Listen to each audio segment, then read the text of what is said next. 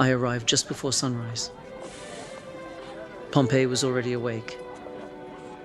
Around 18,000 to 20,000 people lived here. It had paved roads, aqueducts, markets, temples, bathhouses. Mount Vesuvius stood just 9 kilometers to the north-northwest.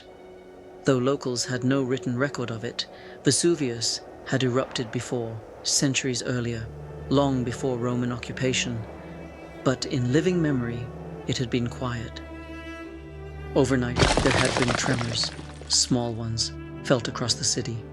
But Pompeii had experienced worse, including a major earthquake in 62 AD. Most had rebuilt. Most stayed. The birds were quiet, but there was no sign yet of what was coming. By mid-morning, unease was spreading. In some homes, wells stopped flowing, likely due to underground pressure changes. Animals were unsettled. Dogs refused to go out. Rodents were seen fleeing structures. A faint odor, sulfurous, acrid, drifted through the alleys. I passed the Temple of Apollo. A priest warned of divine anger, but no one knew what to make of it. Around 9:30, a stronger tremor cracked roof tiles. People staggered but did not evacuate. The term volcano didn't exist in Latin.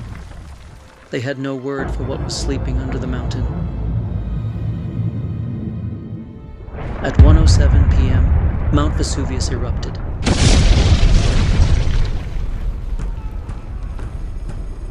Pliny the Younger, writing from across the bay, described the plume, tall, narrow, branching like a pine tree.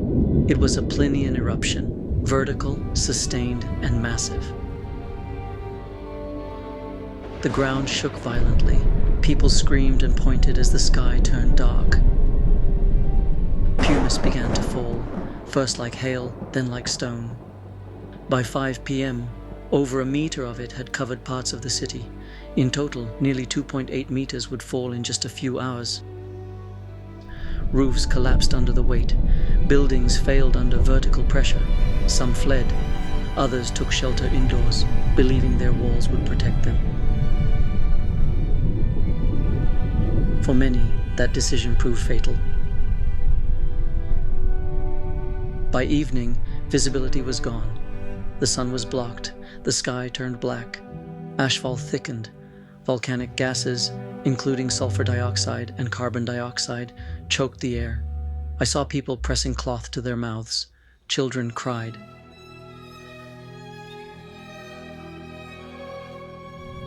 Fires broke out from falling embers and collapsed oil lamps. The city was layered in ash and panic. Some tried to flee, heading toward the southern gates or the sea, but debris blocked the paths. The coastline itself began to shift. The sea pulled back unnaturally. There was no warning system, no direction. The mountain continued to roar into the night. Just before dawn, the eruption column collapsed. This triggered a pyroclastic surge, a cloud of superheated gas and ash moving faster than 100 kilometers per hour. It rolled downhill, crossing the caldera, and struck Pompeii in minutes. The city's walls, narrow streets, and alleys did little to slow it. Temperatures reached 250 to 400 degrees Celsius. Many victims died instantly, likely from thermal shock, though some may have asphyxiated. In a courtyard, a mother shielded her child. Their positions, preserved in ash, show no time to react. No scream, just one final breath.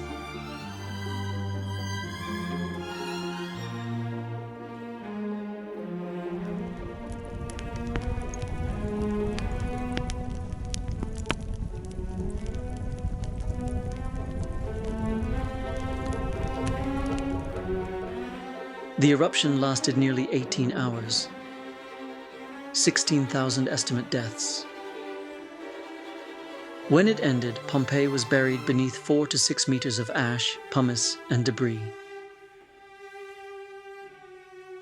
The city was entombed, silent, sealed, forgotten.